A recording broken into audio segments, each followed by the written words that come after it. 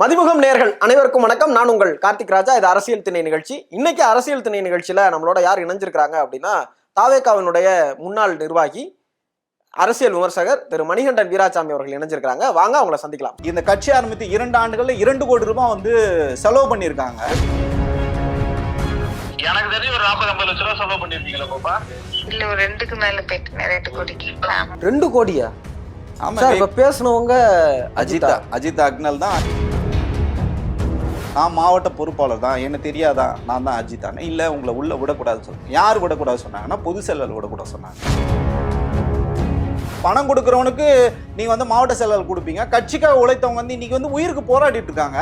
உன்னால எப்படி போய் மலேசியால போய் டான்ஸ் ஆட முடியும் சொல்லுங்க? புசியானந்து கப்பம் கட்டுறது உங்களுக்கு மட்டும் நல்லவங்க, இயக்கத்துக்கு உழைத்தவங்களுக்கு வந்து எந்த பதவியும் கொடுங்க. விஜயோட அரசியல் வந்து கேடுகட்ட அரசியல். விஜய் வந்து அரசியலே பண்ணல, அயோக்கியத்தனம் பண்ணிட்டு இருக்காரு. இதனால தான் நாங்கள் வந்து சொல்ல வேண்டும். அறிவில்லாத மாங்காய் மடையன் தான் புசியானது. இங்கே வச்சு உங்களை விசாரணை பண்ணிருக்கலாம். ஏன் உங்களுக்கு வந்து மலேசியால இருந்து நேரடியாக அங்க வர வைக்கிறாங்க, உங்க குடுமையை வந்து பிடிக்கிறாங்க. டயா பூஸ்டர் சுகரை கண்ட்ரோல் பண்ணும், உங்க ஆரோக்கியத்தை மீட்டு தரும். சர்க்கரையை கட்டுப்படுத்துறதுக்கான எளிமையான வழிமுறை, இயற்கையான வழிமுறை. அனைத்து மருந்து கடைகளிலும் கிடைக்கும்.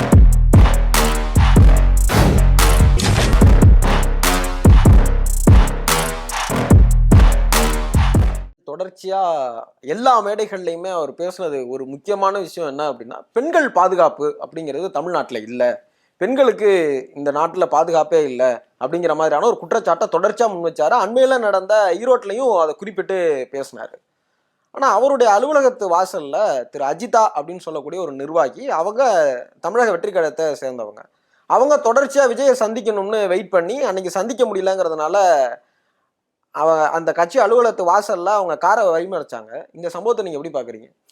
இப்போ பெண்கள் பாதுகாப்பு குறித்து திரு விஜய் அவர்கள் வந்து பேசுறாருன்னா, இதனாலதான் வந்து சொல்றோம் நம்ம, நீங்க வந்து பேசுங்க, சிக்கல் இல்லை. நீங்க ஒரு அரசியல்வாதி, கண்டிப்பா நீங்க அதை வந்து பேசணும். ஆனா அதை நம்ம வாழ்க்கையில் என்னைக்காவது நம்ம வந்து செயல்படுத்தி இருக்கோமா, இல்லை அதை நோக்கி நம்ம நகர்றோமான்னு ஒரு கேள்வி இருக்கு இல்லைங்களா? நீங்க என்னை நோக்கி ஒரு கேள்வி கேட்குறீங்கன்னா அதுக்கு நான் வந்து பதில் சொல்லணுங்களா? அந்த மாதிரி ஏதாவது விஜய் அவர்கள் பண்ணதில்லை. திரு அஜித் அக்னலுக்கு முன்னாடி நம்ம வந்து நிறைய விஷயங்கள் பார்க்க வேண்டியிருக்கு.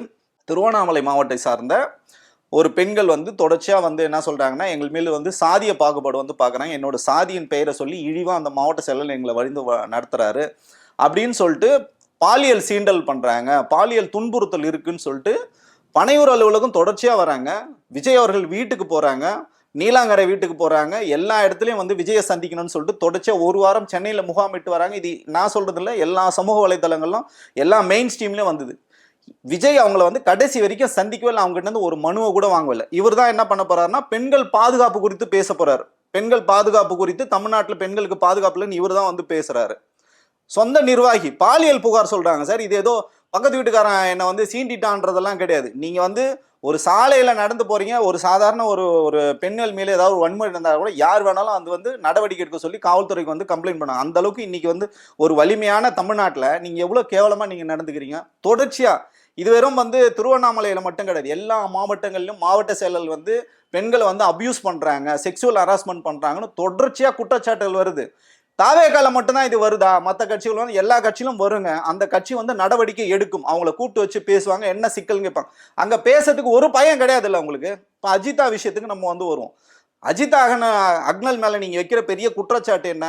அவர் வந்து திமுக வந்து சார்ந்தவர், அவங்க குடும்பம் வந்து திமுக குடும்பம். நான் என்ன கேட்கிறேன்னா, திரு விஜய் அவர்களோட முதல் படத்துல ஆரம்பிச்சு கடைசி படம் வரைக்கும் நீங்க பாத்தீங்கன்னா, நீங்க ஏதோ ஒரு இன்ஃபுளுன்ஸ்ல தான் வந்திருக்கீங்க. ஒன்னு அண்ணா திமுக இல்ல திமுக.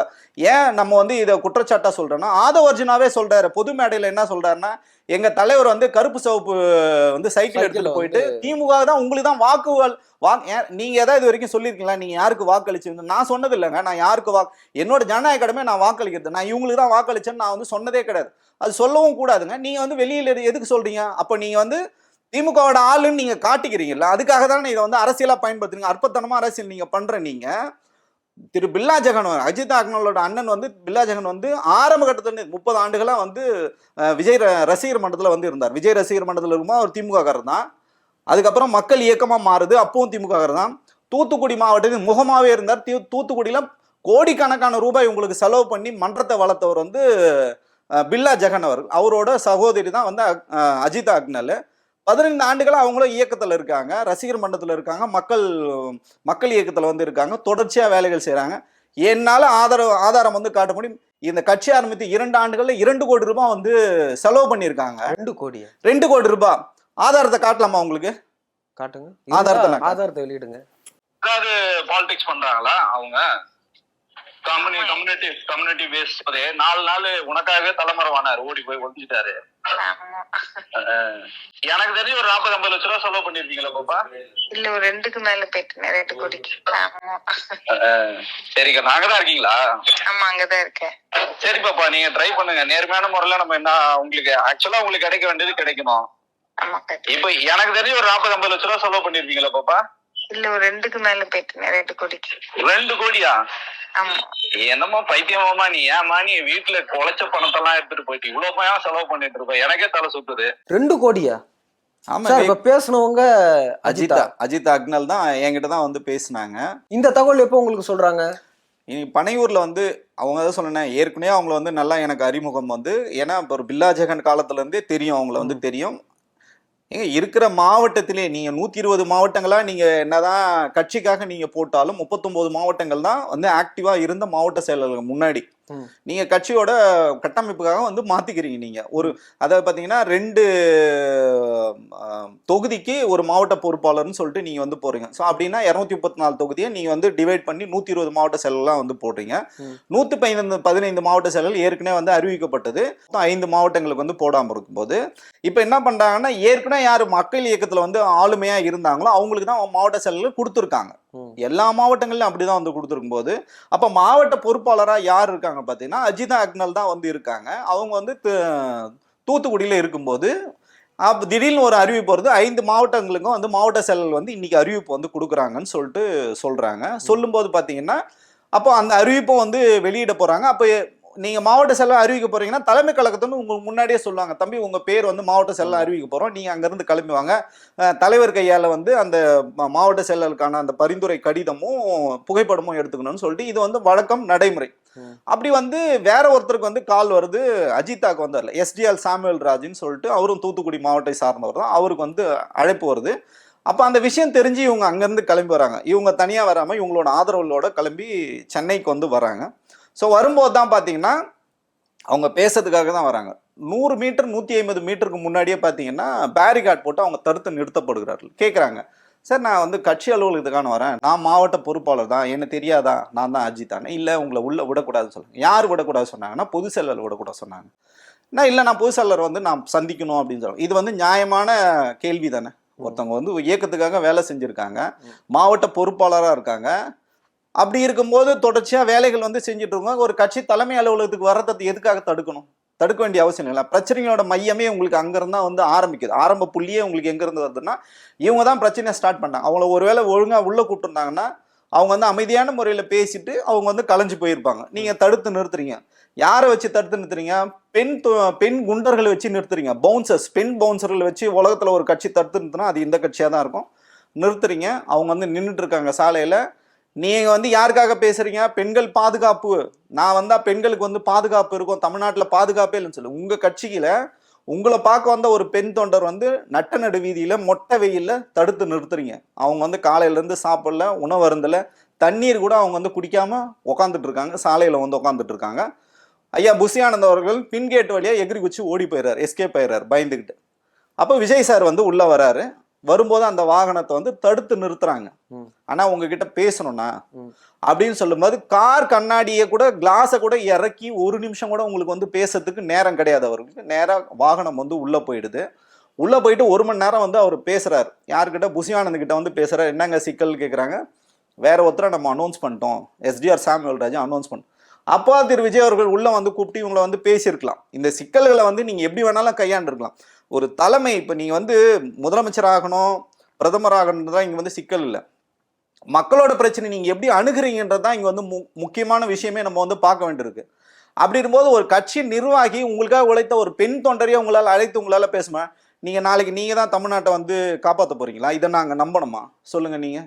இல்லை, இப்போ அவங்க இவ்வளோ ரூபாய் செலவு பண்ணியிருக்காங்கிற தகவல் தலைமைக்கு தெரியாமல் இருந்திருக்குமா? சார் எனக்கே தெரியுது, அந்த கட்சியில் பயணப்பட்ட எனக்கே தெரியுதுன்னும் போது அவங்களுக்கு ஏன் தெரியாது? இது எல்லாமே பார்த்தீங்கன்னா மற்ற மாவட்ட செயலர் மாதிரி இவங்க வந்து பேனர் வைக்கிறது ரீல்ஸ் போடுறதோ கிடையாது சார். இது எல்லாமே பாத்தீங்கன்னா முழுக்க நலத்திட்ட உதவிகளாக செஞ்சிருக்காங்க. இதுக்கு எல்லாமே டாக்குமெண்ட் இருக்கு.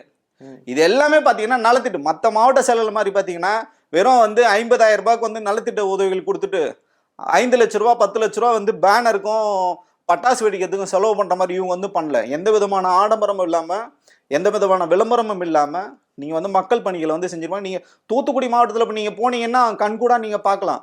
அவங்க பின்னாடி தாங்க எல்லா தொண்டர்களும் வந்து நிக்கிறாங்க. நீங்க தூத்துக்குடி மக்கள் கிட்ட போய்க்கணும். தூத்துக்குடி டிவிக்கே நீங்க போடுங்களேன், கூகுள்ல போடுங்க தூத்துக்குடி டிவி சொல்றாங்க. இல்ல அவங்களே அவங்க தாங்க வராங்க எல்லாத்துலயுமே. இல்ல இது அவங்களே சொல்றாங்க. ஆனா ஒரு கட்சி இதெல்லாம் தெரியும் போது ஒரு ஊர் அறிந்த முகத்தை வேட்பாளராவோ இல்ல பொறுப்பாளராவோ அறிவிக்காம அவங்கள தவிர்த்துட்டு இன்னொருத்தவங்களை அறிவிக்கிறதுக்கான காரணம் என்னவா இருக்கும்? பணம் தாங்க, வேற ஒண்ணுமே இல்லை. இவங்க கட்சிக்காக செலவு பண்ணிருக்காங்க. 2 கோடி ரூபாய் கட்சிக்காக செலவு பண்ணிருக்காங்க. அந்த SDR சாமுவேல் ராஜ் 50 லட்ச ரூபாய் நேரா வந்து பொதுச் செயலாளருக்கு பணமா கொடுத்து இல்ல போஸ்டிங் வேலை கொடுத்து வாங்கிட்டாரு. இவங்க கிட்டயும் அதே மாதிரி பேரம் பேசப்படுகிறது. நான் கட்சிக்காக கோடிக்கணக்கில் செலவு பண்ண தயாரா இருக்கேன், அந்த பதவிக்காக நான் வந்து காசு கொடுத்து பதவி வாங்க நான் தயாரா இல்லை, நான் வந்து பொறுமையா காத்துட்டு இருக்கேன்னு சொன்னதுனாலதான் இவங்களுக்கு பொறுப்பு போடாம இருக்காங்க. இப்போ SDR சாமுவேல் ராஜ் கிட்ட பணம் வாங்கிட்டு போறீங்களா? அவரும் ஒரு திமுக பிரமுக தான். அவரோட ஒரு ஹோட்டல் ஒன்று திறக்கிறாங்க. அமைச்சர் கீதா ஜீவன் தான் போய் திறந்து வைக்கிறாங்க. அது எல்லாமே வந்து பத்திரிகையிலே வந்து விளம்பரம் வந்திருக்கு. அதை ஏன் அப்புறம் அவர் மேலே நீங்கள் நடவடிக்கை எடுப்பீங்களா? ஏங்க நீங்கள் பார்த்தீங்கன்னா பில்லா ஜெகன் வந்து திமுகவில் இருக்காரு அப்படின்றதுக்காக அவங்க தங்கைக்கு நீங்கள் வந்து இங்கே வந்து பதவி கொடுக்க மாட்டேன்னு சொல்கிறீங்க. உங்கள் மாவட்ட செயலாளர் திமுக இருந்தாங்க, அவருக்கு எப்படிங்க நீங்கள் அப்போ வந்து மாவட்ட செயலாளர் கொடுங்க? அப்போ பணம் கொடுக்குறவனுக்கு நீங்கள் வந்து மாவட்ட செயலாளர் கொடுப்பீங்க. கட்சிக்காக உழைத்தவங்க வந்து இன்னைக்கு வந்து உயிருக்கு போராடிட்டு இருக்காங்க. உன்னால எப்படி போய் மலேசியாவில் போய் டான்ஸ் ஆட முடியும் சொல்லுங்க? இது இங்கொன்றும் அங்கொன்றும் நடக்கல. எல்லா மாவட்டங்களும் இந்த பிரச்சனை இருக்கு. திருவள்ளூர்ல ஒரு தம்பி வந்து பெனாயில் குடிச்சிட்டு அவரும் பார்த்தீங்கன்னா தீவிர சிகிச்சை பிரிவில் தான் இருக்காரு. அதே நேரத்தில் பார்த்தீங்கன்னா கல்லணை விஜய் அன்பன் சொல்லிட்டு அவர் மேலே பாலியல் குற்றச்சாட்டு இருக்கு. பெண்களை வந்து இழிவா பேசுறாரு, பாடி ஷேமிங் பண்றாரு, திமுக கிட்ட பணம் வாங்கிட்டு அமைச்சர் மூர்த்தி கிட்ட பணம் வாங்கிட்டு வேலைகளே செய்ய மாட்டேன்றாரு அப்படின்னு சொல்லிட்டு அவர் மேல குற்றச்சாட்டு. ஏன்னா அவர் வந்து உங்களுக்கு வந்து புஷியானந்தோட ரைட் ஹேண்ட் விஜய் அன்பன், அவர் மேல நடவடிக்கை இன்னைக்கு வரையும் கிடையாதுங்க. எத்தனையோ மாவட்ட செயலர், சென்னையிலே மாவட்ட செயலர் வந்து கோடியா பணங்களை வந்து கொள்ளையடிச்சு வச்சிருக்காங்க. ஒரு மாவட்ட செயலர் 36 லட்ச ரூபா கொடுத்து நெட் கேஷ்ல கார் வாங்குறாருங்க. அவரோட பொருளாதார நிலைமை எப்படி இருந்து எனக்கு தெரியும். ஸோ இந்த மாதிரி எல்லா மாவட்டங்கள்லையும் இதே மாதிரி பணம் வந்து உங்களுக்கு வந்து கொள்ளையடிச்சு மக்கள் கிட்ட இருந்து வாங்கி, அதை பொறுப்பாளர்கிட்ட இருந்து வாங்கி புஷியானந்து கப்பம் கட்டுறது உங்களுக்கு மட்டும் நல்லவங்க, இயக்கத்தக உழைத்தவங்களுக்கு வந்து எந்த பதவியும் கொடுங்க. இந்த விஜய் தான் பார்த்தீங்கன்னா மக்கள் பாதுகாப்பு குறித்தும் திமுக வந்து தீய சக்தின்னு சொல்றதுக்கும் இவர் தான் வந்து பேசிட்டு இருக்காரு. கண்டி கட்சியில் நடக்கிற எந்த விஷயமும் விஜய்க்கு தெரியாது. திரு அஜிதா அவர்களை தொடர்ச்சியா ஏன் சந்திக்க மறுக்கணும்? பயம் மட்டும்தான் சார், வேற ஒண்ணுமே கிடையாது சார். நேர்மையா இருக்காங்க. அவங்க கேட்கிற கேள்விக்கு விஜய் கிட்ட எந்த விதமான பதிலுமே இல்லை. உங்ககிட்ட சார் உங்களுக்கு வந்து பதில் தெரியலனா போல, கேள்வியே உங்களுக்கு தெரியாது. அப்போ உங்ககிட்ட எப்படி நாங்க கேள்வி கேட்க முடியும் சொல்லுங்க? இயக்கத்துக்காக உழைத்து இருக்காங்க.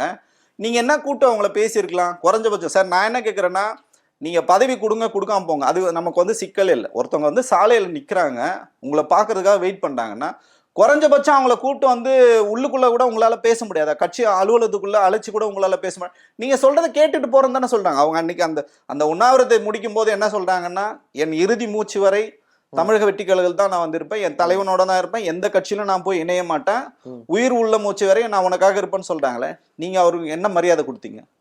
என்ன நீங்க பண்ணீங்க? ஒண்ணுமே பண்ணல. நீங்க ஒரே ஒரு வார்த்தை பேசிருக்கலாமே, அம்மா நான் மலேசியா ஆடியோ லான்ச்சுக்கு வந்து போறேன், நான் போயிட்டு வந்ததுக்கு அப்புறம் நம்ம வந்து பேசிக்கலாம்னு சொல்லிட்டு அந்த சிக்கல்களை நீங்க வந்து தீர்த்திருக்கலாமா? தீர்த்துக்க கூடாதா? யாருங்க வந்து புஷியானந்த் வந்து பேச மாட்டேன்ட்டாரு, பொதுச் செயலாளர் அவர் வந்து பேச மாட்டாரு, தலைவர் விஜய் பேச மாட்டாரு, சிடிஆர் நிர்மல்குமாரும் ராஜ்மோகனும் வந்து பேசுறாங்க, வெயிட் பண்ணுங்க உங்களுக்கு வந்து பதவி கொடுப்போன்னு சொல்றாங்க. இவங்க சொல்றது அப்படியே அவங்க எப்படி உத்தரவாதமா எடுத்துக்க முடியும் சொல்லுங்க? இல்ல நான் என்ன கேட்கிறேன் அப்படின்னா, திரு விஜய் அவர்கள் வந்து இவங்க இவ்வளவு தூரம் செலவு பண்ணிருக்காங்க, இவ்வளவு நாள் கட்சியில பயணிச்சிருக்காங்க அல்லது இயக்கத்துல பயணிச்சிருக்காங்கிற தகவல் விஜய் அவர்களுக்கு தெரியும்ல? ஏங்க இன்னும் உங்களுக்கு சொல்றேங்க, நிறைய தகவல் சொல்றேங்க. பில்லா ஜெகன் 30 ஆண்டுகளா வந்து ரசிகர் மன்றத்தில் பயணித்தார் இல்லைங்களா? அப்ப பாத்தீங்கன்னா தமிழ்நாடே திரும்பி பார்க்கலன்னு பல்வேறு நிகழ்ச்சிகள், பெரிய பெரிய பிரம்மாண்ட நிகழ்ச்சிகளை பண்ணது பில்லா ஜெகன் தானுங்க. விஜய் அவர்கள் வந்து அஜிதாவோடும் பில்லா ஜெகனோட வீட்டுல போய் உணவு அருந்தி இருக்காருங்க. தெரியாதவங்க வீட்டுல தான் நீங்க போய் சாப்பிட்றீங்களா? நாடு அறிந்த நடிகர், நீங்க எங்க போனாலும் உங்களுக்கு கூட்டம் சேருது. பில்லா ஜெகன் வீட்டில் போய் நீங்க சாப்பிட்டீங்களா சார்? அதெல்லாம் மறந்து போச்சா? உங்களுக்கு ஏதாவது என்ன சொல்றேன்னா மறதி நோய் இருக்கா சொல்லுங்க?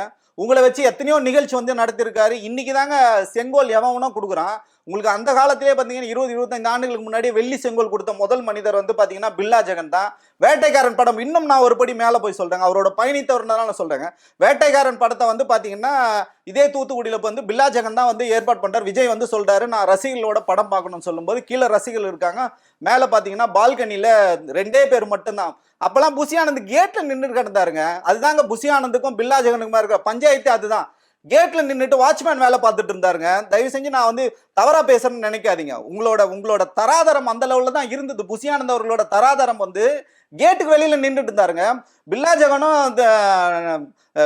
விஜய் அவர்களும் பாத்தீங்கன்னா பக்கத்து இருக்கல உட்காந்து பாக்ஸ்ல 2 பேரும் உட்காந்து வேட்டைக்காரன் படம் பார்த்துட்டு இருக்காங்க. மோசமான கமெண்ட் உங்களுக்கு தெரியும், திருநெல்வேலியெல்லாம் எப்படி பேசுவாங்க, தூத்துக்குடிலாம் எப்படி பேசுவாங்கன்னு மோசமான வார்த்தைகளை வந்து விஜய் வந்து நக்கல் நையாண்டி பண்றாங்க. விஜய் அவர்கள் வந்து கேட்கிறாரு, என்னங்க இவ்வளோலாம் மோசமா பேசுவாங்க, உங்க ஊர்ல இப்படிதான் பேசுவாங்களா? நம்பது லைட் ஆன் பண்ண சொல்லி மைக்கை வாங்கி பில்லா ஜெகன் வந்து பேசுறாரு. விஜய் இருக்கிறத அவர் வந்து சொல்லவே இல்லை. ஒழுங்கு மரியாதையா படத்தை மட்டும் பார்க்கணும், தேவையில்லாத விஷயங்கள்லாம் இங்க பேசக்கூடாது. நான் பில்லா ஜெகன் பேசுறேன் அந்த ஒரே ஒரு வார்த்தையை கேட்டு அந்த கூட்டம் வந்து ஆர்ப்பரிக்கதே இல்லைங்க. பின்ட்ராப் சைலண்ட்னு சொல்லுவாங்களா, அந்த அளவுக்கு அந்த திரைப்படம் முடிஞ்ச உடனே ஆடி போயிட்டாருங்க. விஜய்லாம் வேர்த்து கொட்டிடுச்சுங்க. விஜய்க்கு இவ்வளோ பெரிய ஆளுமையை பக்கத்தில் வச்சுட்டு இருக்கமே, நம்ம நீ தான் என் தளபதின்னு சொன்னார். அந்த இடத்துக்கு இன்னைக்கு புசி ஆனந்த் இருக்க இடத்துக்கு வரக்கூடிய தகுதி வாய்ந்த நபர் வந்து பில்லா ஜெகன் தான். இந்த காழ்ப்புணர்ச்சி தான் பில்லா ஜெகனை எப்படியாவது பழி வாங்கணும்னு வந்து நினைச்சிட்டு இருந்த புசி ஆனந்துக்கு பார்த்தீங்கன்னா இன்னைக்கு அஜிதாவை பழி வாங்குறேன். அதுக்கு வந்து ஒரு தலைவர் வந்து துணை போகிறார். நீங்க நாளைக்கு தமிழ்நாட்டுக்கே நீங்க வந்துடுறீங்க, முதலமைச்சராக நீங்க ஆயிரீங்க, நீங்க பழிவாங்கும் அரசியல் தாங்க நீங்க பண்ணுவீங்க. இதை தாங்க நாங்க சொல்றோம். விஜயோட அரசியல் வந்து கேடுகட்ட அரசியல். விஜய் வந்து அரசியலே பண்ணல, அயோக்கியத்தனம் பண்ணிட்டு இருக்காரு. இதனால தான் நாங்க வந்து சொல்ல வேண்டியது. இப்ப அவங்க என்ன சொல்றாங்க, டிவிக்கேல என்ன சார்ந்தவங்க எல்லாருமே என்ன சொல்றாங்க அப்படின்னா, இது ஒரு கட்சி தலைமை அணுகக்கூடிய முறையா? இப்ப எந்த கட்சியா இருந்தாலும் அந்த கட்சி தலைவர் ஒரு அறிவிப்பு கொடுக்குறாரு அப்படின்னா அதை இப்படிதான் வந்து வாசல்ல உட்காந்து தர்ணா பண்ணுவாங்களா? அப்புறம் அது இல்லாம அவங்க என்ன சொல்றாங்கன்னா, அவங்க திமுகவினுடைய சப்போர்ட் எடுத்துக்கிட்டாங்க, அந்த ஊடகங்களுக்கெல்லாம் அவங்க செய்தி தெரிவிச்சுட்டு தான் அவங்க வந்து வாசலே தர்ணா பண்ணாங்க அப்படின்ற ஒரு குற்றச்சாட்டை முன்வைக்கிறாங்க. அஜிதா அவர்களே என்ன சொல்றாங்கன்னா, தொடர்ச்சியா என்ன வந்து திமுக சார்ந்த ஆள்னு சொன்னதுனாலதான் நான் இந்த முடிவு எடுக்கிறேன் அப்படிங்கிற மாதிரி தகவலையும் சொல்லிட்டு தான் அவங்க அந்த தூக்க மாத்திரை எடுத்துக்கிட்டாங்க. இது எப்படி பாக்குறது? இது தவறான தகவல். இது உண்மையான நிலவரம் என்னன்னு பாத்தீங்கன்னா, இவங்க வராங்க, தலைவர் வந்து பேசல, புசி ஆனந்த் வந்து பேசல, ராஜ்மோகனும் சிடிஆர் நிர்வாகம் தான் பேசுறாங்க. அதுக்கப்புறம் இவங்க கடைசி இப்ப நான் முதல்ல சொன்ன மாதிரி நான் இறுதி மூச்சு வரை நான் வந்து இயக்கத்தோட பயணிப்பேன்னு சொல்லிட்டு இங்க இருந்து கிளம்பி போறாங்க.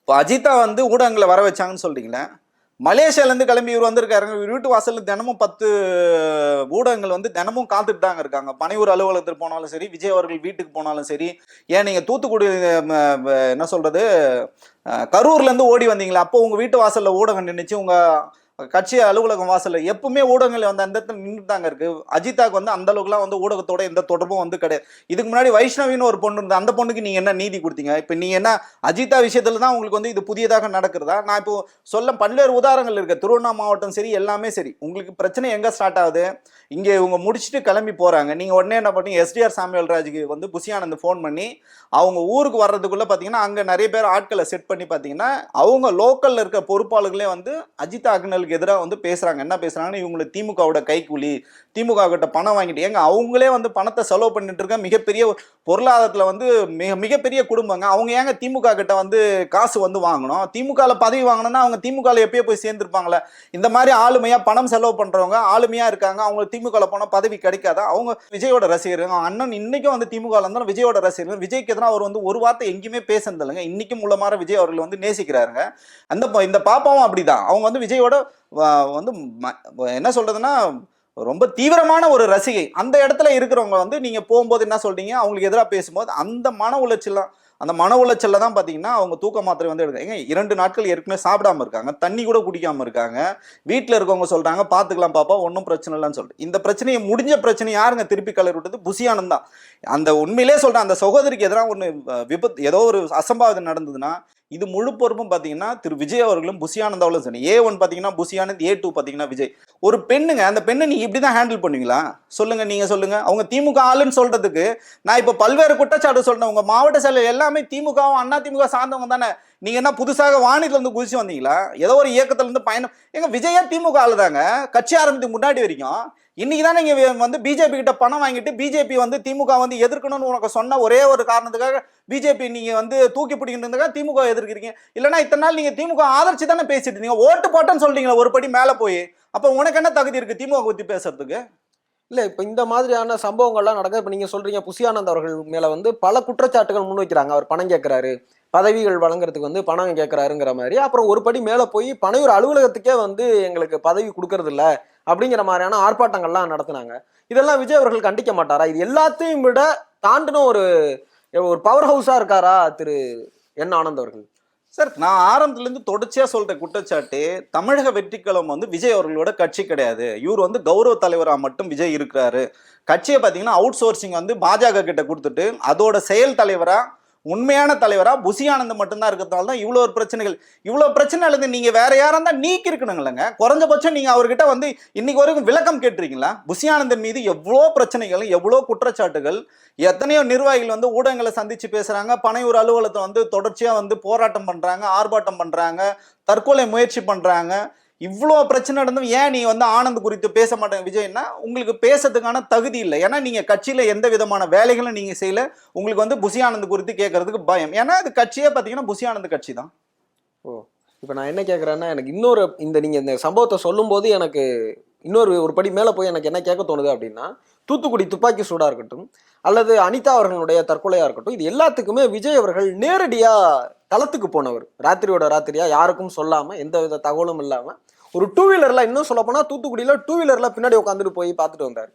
அப்படி இருக்கும்போது தனக்காகவே தன்னுடைய கட்சி ஆரம்பித்து தனக்காக 2 பேர் இன்னைக்கு வந்து ஐசியூலையும் ஐஎம்சியூலையும் இருக்காங்க.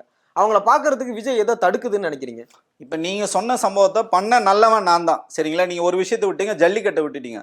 ஜல்லிக்கட்டுக்கு விஜயை கூட்டு வந்து நான் தாங்க புசி ஆனந்த் கிட்ட எழுதி கொடுத்து எப்படிலாம் வந்து கூட்டு வரணும்னு சொல்லிட்டு 2017 ஜனவரி மாதம் ஜல்லிக்கட்டுக்கு நான் தான் வந்து கூட்டு வரேன், சரிங்களா? இவங்களுக்கு அந்த அறிவுலாம் கிடையாதுங்க. புசி ஆனந்த் அவ்வளோ பெரிய ஆள்லாம் கிடையாது. அறிவில்லாத மாங்காய் மடையன் தான் புசி ஆனந்த், சரிங்களா? அவருக்கு வந்து எழுதி கொடுத்தோம். ஆமாங்க, சொல்ல வேண்டிய அவசியம் இருக்குங்க. ஏங்க இன்னைக்கு கட்சியை வந்து இன்னைக்கு நாசமா போச்சுங்க. விஜய் அவர்கள் நல்லா வரணும்னு உழைச்சதுல முக்கியமான ஆள்ல நானும் ஒருத்தங்க. தமிழக வெற்றி கழகம் வந்து தமிழகத்துக்கான ஒரு விடிவெள்ளியா இருக்கும், அது ஒரு மாற்று பாதையில இருக்கும். ஒரு இன்னைக்கு வந்து இருவரும் திராவிட கட்சிகள் இருந்தாலும் ஒரு 3வது சக்தி வரட்டும், இங்க வந்து எல்லாரும் வந்து வந்தாதான் இங்க வந்து ஒரு ஆரோக்கியமான அரசியல் இருக்குன்னு சொல்லிட்டு விஜய் அவர்களை நாங்க ஆதரிச்சோம். ஏன் இன்னைக்கு விஜய்க்கு எதிராக நான் பேச வேணும்னா, உன்னோட அரசியல் வந்து அயோக்கியத்தனமான அரசியல், உன்னோட அரசியல் வந்து ஒரு RSS அரசியல். நீ நல்லவன் நினைச்சுதான் உனக்கு வந்து உதவி பண்ணோம். ஜல்லிக்கட்டுக்கு நான் கூப்பிட்டு வந்தேங்க. அதுக்கப்புறம் பாத்தீங்கன்னா உங்களுக்கு வந்து நீங்க சொல்றீங்களே நீட்னால இறந்த சகோதரி, ஏன் இவ்வளவு தூரம் நான் இன்னைக்கு கோவப்பட்டு பேசுறேன்னா, உலக தற்கொலை தினம் வந்து செப்டம்பர் 10 தொடர்ச்சியா நான் ஒரு மனித உரிமை செயல்பாட்டுல தற்கொலைக்கு எதிராக வந்து தொடர்ச்சியா செயல்பட்டு இருக்குங்க. பாப்பா அனிதா வந்து செப்டம்பர் 1 இறந்து போனாங்க. அவங்களோட நினைவா செப்டம்பர் 10 தமிழகம் முழுக்க நான் வந்து பாத்தீங்கன்னா தற்கொலை தடுப்பு தினம் வந்து பண்ணிருக்கேன். நீட்டு போராட்டத்துக்கு வந்து பண்ணிருக்கோம். அப்போ அனிதா வீட்டுக்கு நாங்க தாங்க உங்களை அமிச்சோம். உங்களுக்கு சொந்த அறிவுலாம் கிடையாது. நாங்க தான் வந்து உங்களுக்கு அசைன்மெண்ட் வந்து கொடுக்குறோம், இப்படிலாம் போகணும், இப்படி வரணும்னு சொல்லிட்டு. யார் சொல்லி அந்த அசைன்மெண்ட் கொடுக்குறீங்க சார்? புசி ஆனந்த் வந்து என்கிட்ட கேட்கிறாரு, சார் விஜய் வந்து அரசியல் ஆசை இருக்குங்க, அவர் வந்து முதலமைச்சர் ஆகணும்னு சொல்றாரு. எங்க குழு தான், நாங்க தான் கலந்து ஆலோசனை பண்ணி புசி ஆனந்துக்கு எழுதி கொடுக்குறோங்க. கைப்பட நாங்க வந்து டைரியில் எழுதி கொடுக்குறோம். ஜல்லிக்கட்டுக்கு நாங்க தான் கூட்டு வரோம், இப்படிலாம் கூட்டுவாங்க, கட்சி கட்டுவாங்க, இந்த இடத்துல நில்லுங்க அப்படின்னு சொல்லிட்டு இன்ஸ்ட்ரக்ஷன் நான் வந்து கொடுக்குறேன். நம்ம சேனல்லையும் சரி பல்வேறு காணொலிகள்லாம் இதை வந்து நான் வந்து பதிவு பண்ணியிருக்கேன். அதுக்கப்புறம் பார்த்தீங்கன்னா குழுமூருக்கு நாங்கள் தான் உங்களுக்கு அனுப்புகிறோம். அனிதா வீட்டுக்கு நாங்கள் தான் உங்களை அனுப்புகிறோம். அதே மாதிரி பார்த்தீங்கன்னா தூத்துக்குடி துப்பாக்கி சூட்டு சம்பவத்துக்கும் நாங்கள் தான் அசைன்மெண்ட் கொடுக்குறோம்.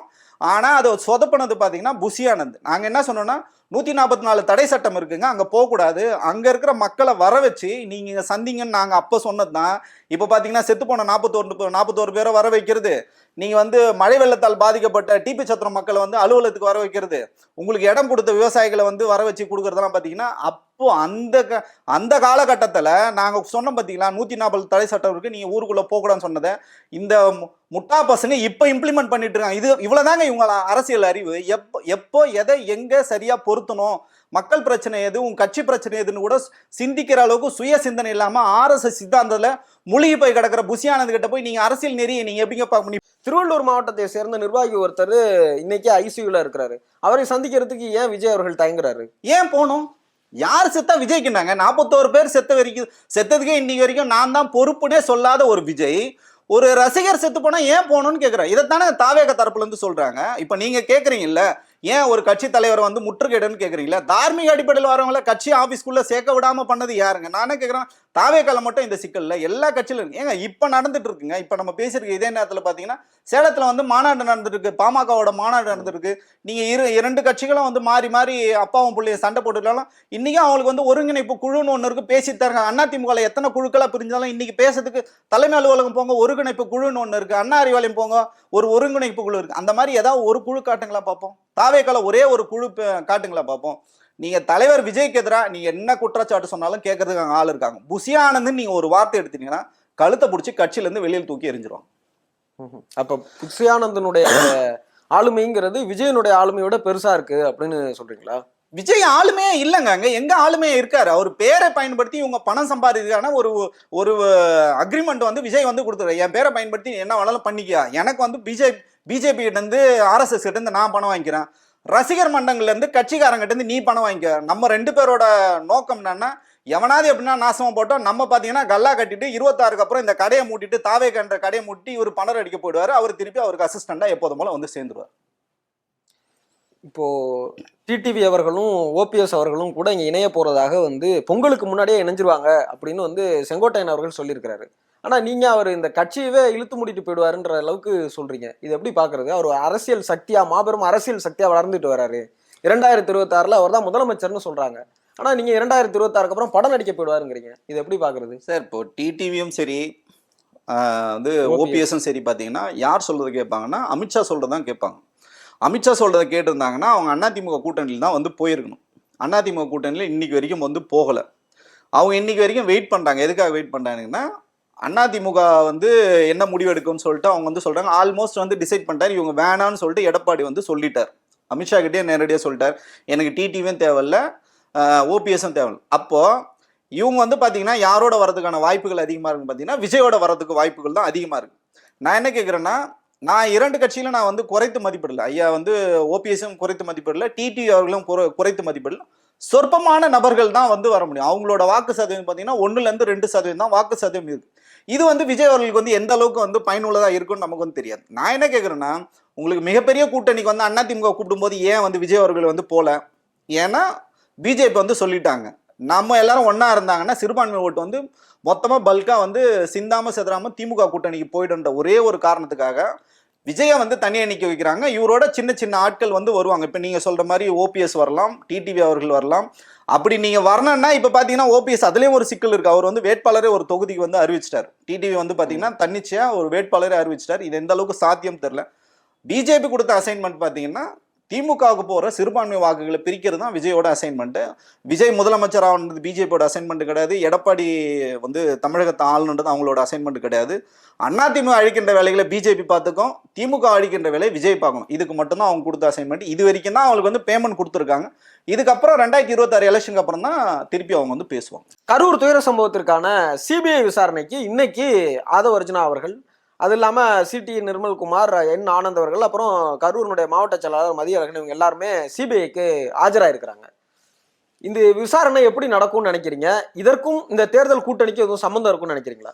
ஏன்னா தொடர்ச்சியா சமூக ஊடகங்கள்ல வேற மாதிரியான பின்னூட்டங்கள் நிச்சயமா இது வந்து முழுக்க முழுக்க அரசியல் கணக்கு தான். இப்ப சிபிஐன்றது யாரோட கைப்பாவியா இருக்குன்னு பாத்தீங்கன்னா மத்திய அரசாங்க கைப்பாவி இருக்கு, பிஜேபியோட கைப்பா. இதை நான் சொல்லல, ஆதவ அர்ஜுனா வந்து சொன்னார். என்ன சொன்னாருன்னா, வந்து கள்ளச்சாராய மரணம் வந்து இருக்கும்போது சிபிஐக்கு வந்து என்கொயரி கேட்கும்போது அப்போ வந்து ஆதவ அர்ஜுனா என்ன சொல்றாருன்னா, ஏன் சார் சிபிஐ பின்னாடி போய் ஒளிஞ்சிக்கிறீங்க, எங்களுக்கு தெரியாதா சிபிஐ யார் இயக்குறாங்கன்னு? பிஜேபி தான் இயக்குது. சிபிஐக்கு போனால் உங்களுக்கு வந்து நீதியே கிடைக்காது. ஒரு 5 ஆண்டுலேருந்து 7 ஆண்டுகள் வந்து இந்த வழக்கை வந்து இழுத்தடிக்கலாம் அப்படின்றதுக்காக நீங்கள் தமிழக அரசின் மீது குற்றம் சொன்ன நீங்கள் இப்போ ஏன் சிபிஐ வழக்கு கேட்டு ஏன் நீங்கள் வந்து போனீங்க? தமிழக அரசாங்கம் வந்து ஒரு எஸ்ஐடி போட்டு இங்கே வந்து அருணா ஜெகதீசன் தலைமையில் ஒரு ஆணையமே போட்டு, இதே அருணா ஜெகதீசன் தான் பார்த்தீங்கன்னா ஸ்டெர்லைட்டுக்கு எதிரான தீர்ப்புகளை வந்து வாங்கி கொடுக்குறது எல்லா வேலைகளும் செய்தவர் தான் ஒரு நேர்மையான நீதியரசர் தான், முன்னாள் நீதியரசர் வந்து அருணா ஜெகதீசன். அந்த ஆணையத்தின் மேலே உங்களுக்கு நம்பிக்கை இல்லைன்னு சொல்லிட்டு நீங்கள் சிபிஐக்கு நீங்கள் போனீங்க. உங்கள் அப்பா வரட்டும் சிபிஐன்னு நீங்கள் சொல்கிறீங்கல்ல, இவ்வளோ தூரம் வந்து சொன்னீங்கல்ல, இன்றைக்கி சிபிஐக்கு நீங்கள் வந்து போயிருக்கீங்களே, எதுக்காக உங்களை கூப்பிட்டுருக்க? சென்னையில் இருக்குங்க சிபிஐ அலுவலகம், இங்கேயே வச்சு உங்களை விசாரணை பண்ணியிருக்கலாம். ஏன் உங்களுக்கு வந்து மலேசியாலேருந்து நேரடியாக அங்கே வர வச்சுக்கிறாங்க, உங்கள் குடுமையை வந்து பிடிக்கிறாங்க. டேய் நான் சொல்கிறத மட்டும் செய்யுங்கடா, நீ திருப்பி பிஜேபின்னு பேசக்கூடாது, ஒன்றிய அரசுன்னு பேசக்கூடாது, சிறுபான்மையினருக்கு வந்து நடக்கிற கலவரங்கள் எதிர்த்து ஒரு வார்த்தை விஜய் வந்து பேசட்டும். அவங்க கொடுக்குற அசைன்மெண்ட் சார். ஏன் விஜய் பேச மாட்டேன்னா பிஜேபி பேசக்கூடாதுன்னு சொல்லி வச்சிருக்காங்க. நீ ஒன்னே ஒண்ணுதான், திமுக எதிராக மட்டும் பேசு, சிறுபான்மை வாக்கு மட்டும் நீங்க வந்து கபீலீகரம் பண்ணி எங்களுக்கு வந்து ஜெயிக்கிறதுக்கான எல்லா வேலையும் செய்து கொடுக்கணும்னு சொல்லிட்டு அங்க வந்து எலெக்ஷனுக்கான வேலைகள், எலெக்ஷனுக்கான நீங்க என்னென்னலாம் செய்யணுன்ற கலந்தாய்வு தான் அங்க போயிட்டு, அது ஒரு என்கொயரியா நம்ம வந்து பார்க்கவே இல்லை. அதிர வைக்கும் கருத்துக்களும் அதிரடியான செய்திகளும் சொல்லியிருக்கிறீங்க. அரங்கத்திற்கு வந்திருந்து உங்களுடைய கருத்துக்கும் நேரத்திற்கும் நன்றி சார். நன்றி.